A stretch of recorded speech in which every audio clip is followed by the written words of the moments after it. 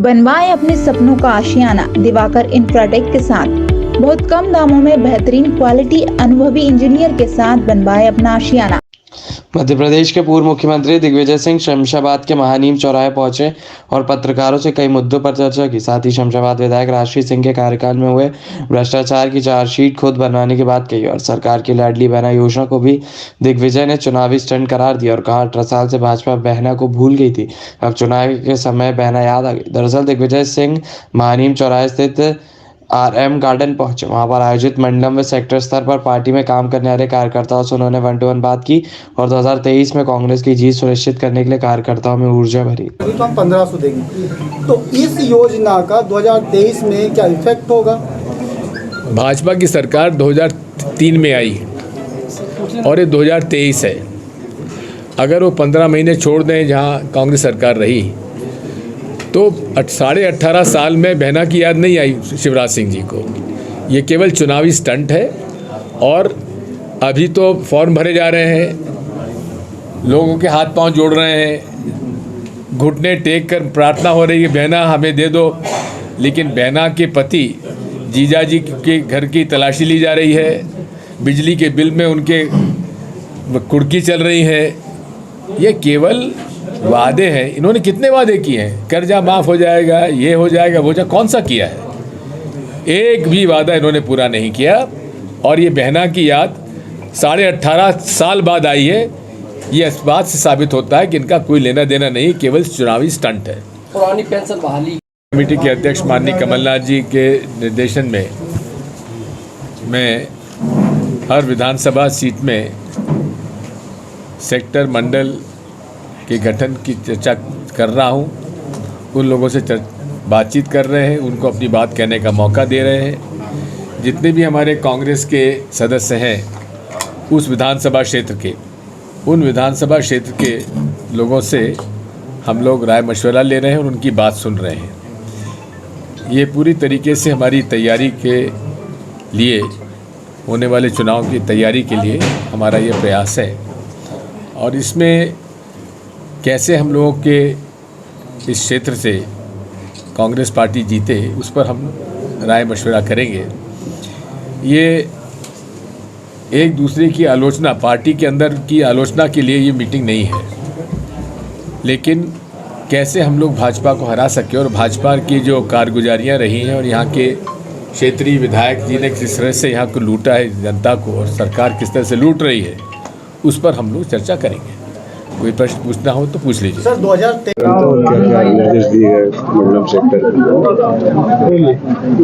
देखो, अब देश में जो परिस्थिति चल रही है, नफरत की राजनीति, उसको दूर करने के लिए हमारे नेता राहुल गांधी जी ने 3,500-4 हजार किलोमीटर की पैदल यात्रा की। उसके बाद हाथ से हाथ जोड़ो अभियान पूरे हिंदुस्तान में कांग्रेस पार्टी ने चलाया, जिससे कि लोगों के दिलों की नफरत दूर हो, भाईचारा बढ़े। उसी संबंध में आज हमारे नेता माननीय राजा दिग्विजय सिंह जी हमारे कार्यकर्ताओं को यहाँ मिलने भी आए थे और उनका एक ही उद्देश्य था कि आगामी चुनाव में हम सब कार्यकर्ता एकजुट होकर मिलकर पार्टी को जिताएं और मध्य प्रदेश में माननीय कमलनाथ जी के नेतृत्व में सरकार बनाएं। उसी तारतम्य में यहाँ पर आज मंडल सेक्टर की मीटिंग रखी गई। इसके बाद हमारे सभी कार्यकर्ता बंधुओं के साथ उन्होंने संवाद किया और ये निर्णय भी किया कि कांग्रेस एकजुट है और सब मिलकर अगर चुनाव लड़ेंगे तो कोई भी ऐसी शख्सियत नहीं है जो शमशाबाद विधानसभा में कांग्रेस को हरा देता। कौन नहीं देता? जब आप लोगों को पता है, जनता को पता रहता है, जब पार्टी के नेताओं को पता नहीं रहता, उनको भी सब पता रहता है। जो पार्टी में ईमानदारी से काम कर रहा है उसको भी टिकट मिलेगा और अब बत्ती देने का काम नहीं चलेगा। जो बत्ती देगा उसमें बत्ती लग जाएगी।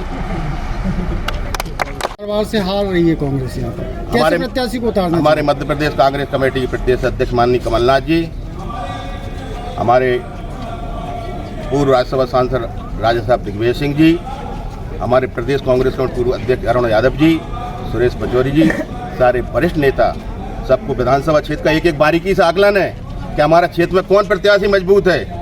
हवाई फायर नेताओं को टिकट नहीं मिलेगा। जनता के बीच में जो है जनता के दिलों में जो बैठ कर काम कर रहा है, समसवाद क्षेत्र के विधायक के खिलाफ जो लड़ाई लड़ रहा है, जनता सब जान रही है। और सर्वे करा लें और सर्वे के आधार पर ही टिकट मिलेंगे। के ऊपर जो हमारे पूर्व मुख्यमंत्री जी जो आरोप लगाया है वो तो लगाया ही है, लेकिन समसवाद विधानसभा क्षेत्र की पूरी जनता ही आरोप लगा रही है कि समसवाद विधानसभा क्षेत्र की जनता ही को पता है कि हमारे वर्तमान विधायक कितनी भ्रष्टाचार के दलदल में डूबे हुए हैं। ये पूरा समसवाद विधानसभा जान रहा है और इस चीज़ का इंतजार कर रहा है।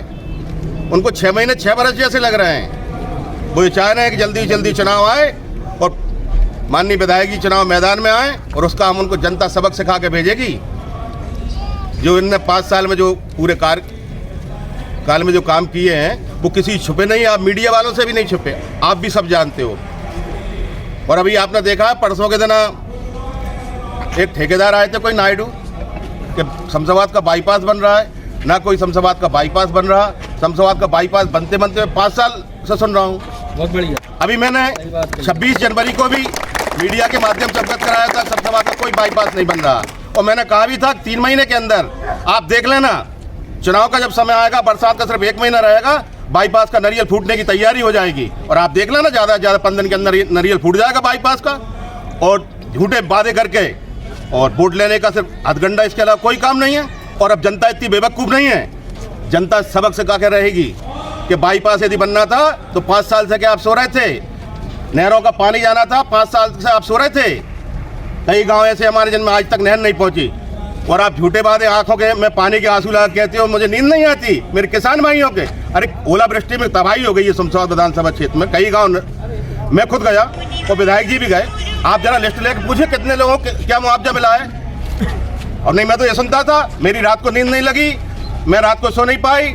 सुबह मैं किसानों के बीच में जाऊंगी, संकट की घड़ी है, मैं साथ खड़ी हूँ, सरकार साथ खड़ी है। ना सरकार का पता ना विधायक का पता।